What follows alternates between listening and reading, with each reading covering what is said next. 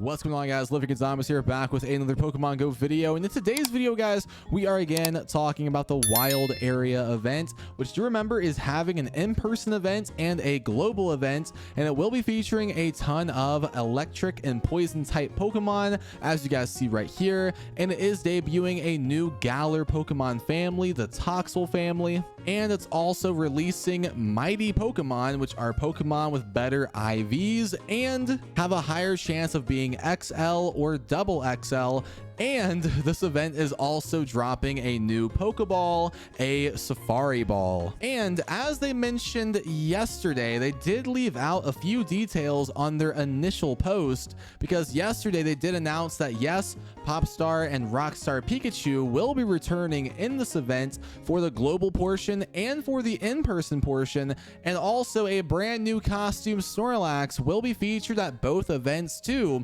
But I still feel like they're leaving out some other details as well, because we have a new data mine from the Pokemon group on Twitter, guys. Assets update right here, the Gigantamax sprites for mini Pokemon, along with other Pokemon that will be featured at the Wild Area event. So this is making me feel like all of this is tied together here, and these will be featured at the same event, and it will be that Wild Area event. Because right now, the Wild Area event, it's cool, but I think it is missing some hype to it.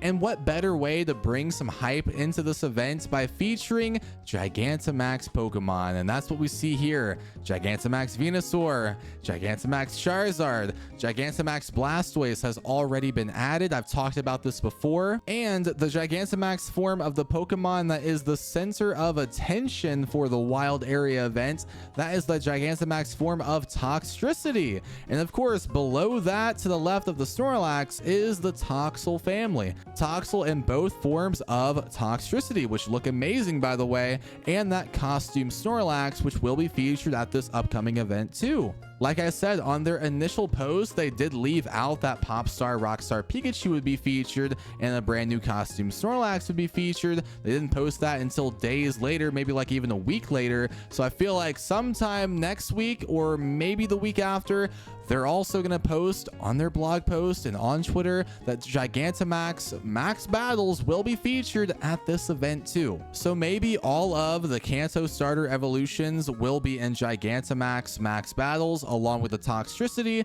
at the in-person event, or maybe the in-person event gets first dibs at Gigantamax Toxtricity, and then the global event features the starters and the Toxtricity. However they do it, I think these Gigantamax Pokemon will be featured at this Wild Area event. I feel like in this Galar season that we have in Pokemon Go right now, they have to drop some Gigantamax Pokemon before it's over. So let me know what you guys think in the comment section below. Would you be hyped, more hyped for this Wild Area event if they do feature Gigantamax Pokemon such as, again, Charizard, Toxtricity? This would make this event way more exciting for me, in my opinion, because yeah, these Gigantamax forms, they do just look amazing. Now on to the second topic of today's video, guys. Yes, Pokemon Go did post their first teaser for the upcoming Halloween event, and this is the image right here. So let's go ahead and focus on the right side of this image, because the right side of the image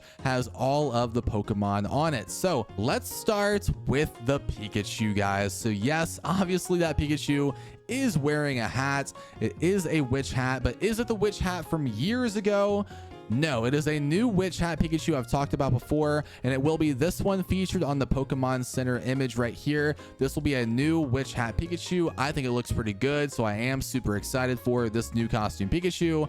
To the left of the Pikachu is a Pikachu clone, and that is Morpeko. We have had that teaser before about Morpeko, but we've heard nothing since that video got released of Morpeko. So yeah, Morpeko will be a part of this year's Halloween event.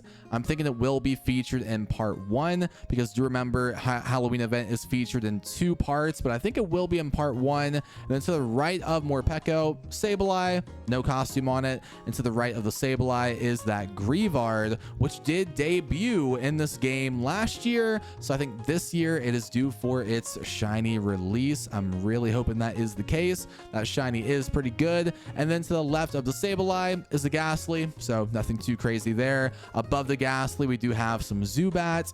No costume on the Zubat, unfortunately. And then to the right, we do have a Murkrow, which again, looks like it does not have a costume either. But there should be another costume Pokemon featured in this Halloween event. It might get featured in part 2, however, and that will be a costume Froakie, the same one that was shown on the Pokemon Center image. There have been some data mines for a costume of Froakie, so I think that one will also get featured in this year's Halloween event. So what we know right now for sure is a new costume Witch Hat Pikachu.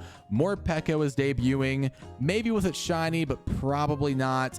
And more than likely, shiny Greavard release. It's pretty safe to assume that. But I'm also hoping that Zorua is heavily featured in this year's Halloween event like it was last year, because I do still need a shiny of the Fox Pokemon. So yeah, guys, that is going to wrap up today's video. Again, comment your thoughts down below about the Gigantamax Pokemon, more than likely dropping in the game next month for the Wild Area event, and leave your guesses below as to what is going to get featured for this year's Halloween event. Thank you guys for watching today's video. If you enjoyed, drop a like in the video, subscribe for more, and I'll see you guys in the next one. Peace.